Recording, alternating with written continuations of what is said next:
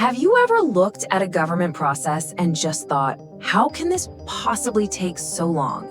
Well, today we're diving into one of those head scratchers. We're going to deconstruct the surprisingly long wait for a simple 9-digit tax number from the IRS. Let's get into it. So let's start with the core of the problem, the thing that gets this whole investigation started. We're not talking about a minor inconvenience here. This is a massive, predictable delay that affects hundreds of thousands of people every single year. 11 weeks. That's the official processing time for what's called an Individual Taxpayer Identification Number, or ITIN, if you apply during the busiest part of tax season. And even if you apply in the off-season, you're still looking at a 7-week wait. Think about that. That's almost 3 months. Which brings us to the big question, right? In a world of instant everything, how does a simple 9-digit number take nearly a quarter of a year to process? The answer, it turns out, pulls back the curtain on a system that is under some serious strain.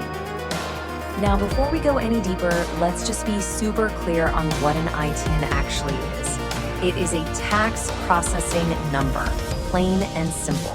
Its whole purpose is to let people who can't get a social security number file their taxes and comply with U.S. law. That's it. It's not for work, it has nothing to do with immigration status, it is purely for tax administration. Okay, so let's pop the hood and figure out where this delay is coming from. To really understand the 11-week wait, you have to follow the journey of a single application. And you'll see pretty quickly that this journey is surprisingly old school. The whole thing is based on paper. It starts with a paper form, the W-7. Then, and this is the crazy part, you have to attach your original identity documents. We're talking your one and only passport, your birth certificate, and mail the whole package to one single processing center for the entire country in Austin, Texas. Once it gets there, every single application is sorted by hand, batched by hand, and reviewed by a human tax examiner. This centralized, totally analog system, that is the heart of the bottleneck. And when you put it next to other government IDs, the difference is just staggering. Getting a social security number takes about 2 weeks, but getting an ITIN from the IRS during tax season, that can take up to 5 times longer. It's a massive gap in efficiency. And get this, the scale we're talking about is huge. In 2023 alone, the IRS processed over 1.1 million of these paper applications.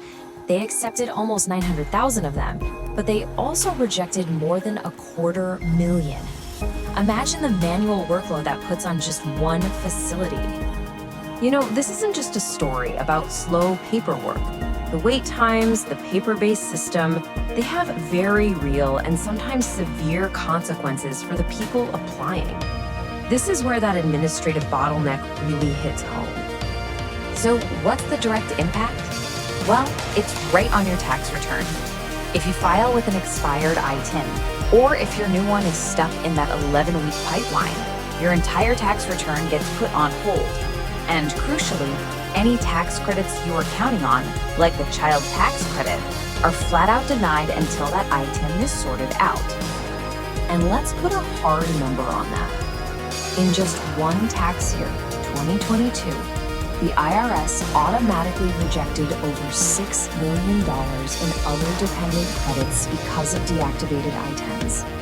That's millions of dollars that families were expecting just gone because of a processing issue. This all leads to an unbelievable risk people have to take. A report from the Taxpayer Advocate Service really spells it out. Applicants have this terrible choice. Either they mail in their original vital documents, like a passport, and just cross their fingers that they don't get lost, or they find another way. And that risk is no joke. In 2023, the IRS actually destroyed almost 8,000 taxpayer documents because they lost contact with the applicant during that super long process. Can you imagine being without your passport for months only to find out it's been destroyed? It's just wild. So, given how high the stakes are, what are the options? What choices do people actually have? Well, it turns out there are a few different ways to get through this maze, and each one comes with a very different level of risk. Basically, you've got 3 paths. You can take the mail-in route and hope for the best. You can try to snag a hard-to-get appointment at an IRS center so they can verify your documents in person, or you can use something called a certifying acceptance agent, or CAA. That's an expert authorized by the IRS to check your documents for you so you never have to mail them. And the difference between these methods is night and day. If you mail your documents, the rejection rate is more than double what it is for applications sent through a CAA. But if you use a CAA, your documents are handed right back to you on the spot, and your application is a full 15% more likely to be accepted. The data here just lays it all out. Look at this. The acceptance rate for applications that come from a CAA is almost 86%. For people who just mail their stuff in, it drops below 69%. The numbers couldn't be clearer. Using an authorized agent dramatically boosts your chance of success and totally eliminates the risk of losing your passport. All right, let's zoom out and look at the big picture for a second. Why does this paperwork jam matter beyond the individuals who are stuck in it? Because the ITIN program, for all its flaws, is a critical piece of the entire U.S. tax system. See, despite all these hurdles, millions of tax returns are filed using ITINs every year, and those returns contribute billions with a B, billions of dollars in tax revenue to the U.S. Treasury. This is not some tiny niche program. It's a major revenue stream. And that really gets to the core problem, doesn't it? The program is absolutely essential for collecting taxes, but its entire foundation, this centralized, paper-based, manual system, is the very thing creating these insane delays, risks, and burdens for the exact same taxpayers it's supposed to be serving. So we'll end on this question.